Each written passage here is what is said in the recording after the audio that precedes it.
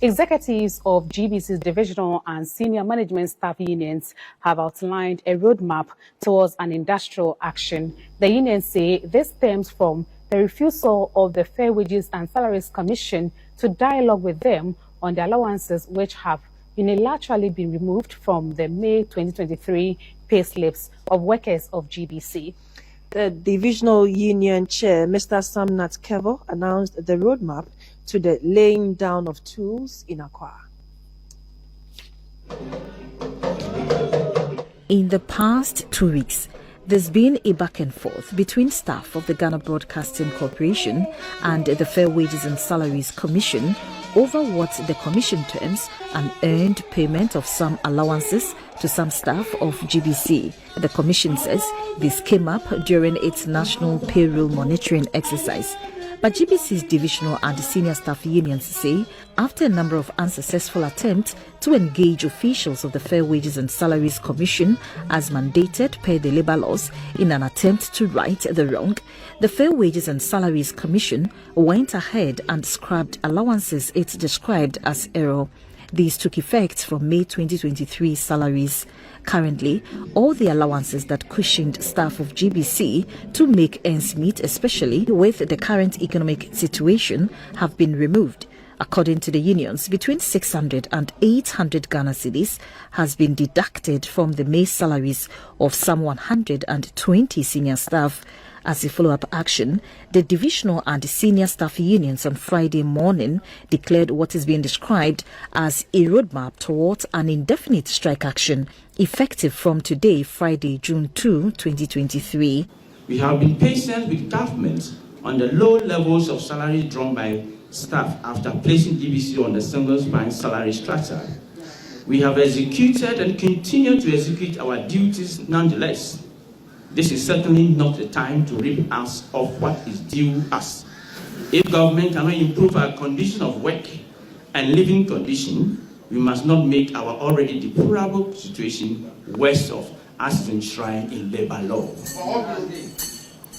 Ladies and gentlemen, in view of this situation we find ourselves, we wish to announce a roadmap towards a full-blown indefinite strike. Thank you.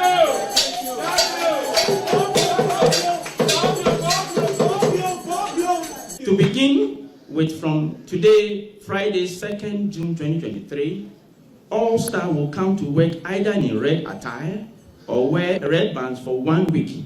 In an interview with the union chair, Mr. Nat Kevo explains that the unions will declare a full-blown industrial action as its next line of action if the Fair Wages and Salaries Commission does not restore the allowances of the affected staff. Mr. Kevo, you have, or the union has today announced a roadmap for a strike. What's the difference between that and then indefinite strike? No, when we talk about indefinite strike, a strike that unions engage or undertake, and until the issue they are going on strike for has not been resolved, the strike continues in perpetuity. How did we get here? Yes, it's unnecessary. If the fair wages were to follow due process and to appreciate the collective agreement and the labor law, we would have not gotten here. The issue is here about category 2 and 3 core or common allowances that public sector workers enjoys or they are entitled to. Within that, each and every public worker union also have their collective agreement or their condition of service. So when those allowances are negotiated at the Standing Joint Negotiation Committee, circulars are sent to beneficiary institutions for its implementation. And this, I can show you a document of this nature. This is all the allowances that we are talking about. Have been negotiated 26 August 2019 with effective payment 1st January 2020 and signed by Honorable Abna Ose Asari, MP and Deputy Minister for Finance. So this is what GBC is withdrawing those, because GBC is not a civil service. GBC is also a public service sector organization. So we are entitled to those allowances.